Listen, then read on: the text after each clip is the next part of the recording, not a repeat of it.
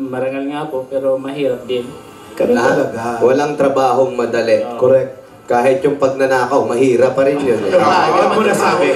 Ba't mo nasabi? O di ba, delikado ka, hindi mo alam kung mahuhuli ka o hindi. Mahirap yun. Puyat ka pa. Puyat pa. Kasi patutulugin mo muna yung bahay bago mo panikin yung bahay. Diba? Pero, Mang Roberto, okay lang yung negosyo nyo. Kasi hanggat may nagbe-birthday na bata, pwede kayong, di ba, inaalkila yung Hindi, tsaka Kuya Wally, hanggat may bata. May 8 bulaga. May bulaga. Ano ba talaga? Hindi. Hindi, yung ice cream kasi maganda rin naman yan. Libangan din ang pagkain ng Pilipino yan. At lalong-lalo ka na, Roberto, nakikita namin na ngayon lang ako nakakita na nagtitinda na maayos eh. Oo, meron pang ang pager eh. Hindi pager yan na nagyan ng cellphone. Pager ka? Siyempre, Gusto pa kayo? Meron pa ba nun? Okay, so. Dapat, iba kasi nagtitinda, kung nagtitinda sila, masyado na nilang minamalit yung sarili nila, ayaw nila mag-ayos. Kailangan, presentable ka pa rin doon sa mga taong pagtitindahan mo at malinis yung paninda mo kasi malinis kang tao, di ba? Magtinda po kayo ng naka-gown. Hindi naman ganon! Bukas naka-make-up, naka-lens. Pero para mas lalo kang luminis, Roberto, ayaw mo bang patanggal yung bilog? Inalagaan daw niya yan eh. Anting-anting sa... Ay! Hanggang tinanggal ko ito, hindi na ako kilala ng mga suki ko, baka paglipat ng bilog. Ayun, si Roberto Bigote. Kasi sila walang bigote, ako meron eh. Kaya pag sinabi doon tayo kay bigote bibili, alam na ng mga bata. Ayun.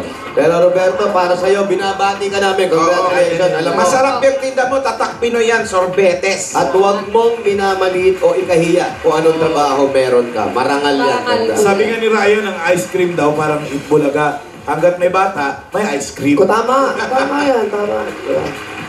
Para sa'yo, para sa ice cream, para sa pag-aaral ng dalawang anak mo na malapit na enrollment at makakatapos na rin.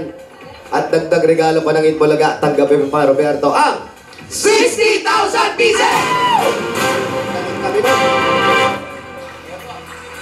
Oh, congratulations Iyak po. yan. Iyak ka. 60,000. Ay! Congratulations. Salamat po, Bossing.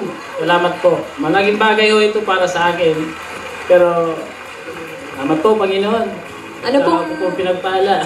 Ano pong mensahe niyo po sa mga anak niyo po? Yung mga anak ko, talagang pinagsisikapan ko na maiba naman ang buhay nila. Hindi sumunod sa akin. Kung mayroon susunod man, ay yung iba naman, huwag na sa pamilya ko. So ayaw mo okay naman magtinda ng ice cream, libangan, pero mas maganda kung may natapos sila. Kahit na, Ganda. basta gusto ko, iba-iba ang buhay. Iba ang gusto mo. Iba ang gusto ko para sa kanila. Hayaan na nila kung ganito. Ito ang gusto Kasi mo. ito ang nasa puso ko na trabaho eh. Gusto ko medyo nahihirapan para na-expand. Katarungan. Ito ang gusto mo. Ano ba? Kapayapaan. Ito ang gusto mo. Francis F. Ngayon kasi naglalako siya ng ice cream, may kasunod. Congratulations sa iyo, Roberto Espares. Thank you po, Bossing. Congratulations po, Kuya! Salamat po. Kapatuloy mo yung ganda mong ginagawa.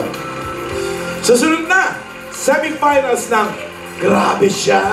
Grabe siya! Grabe siya! Grabe siya! Sa pagbabalik yan ng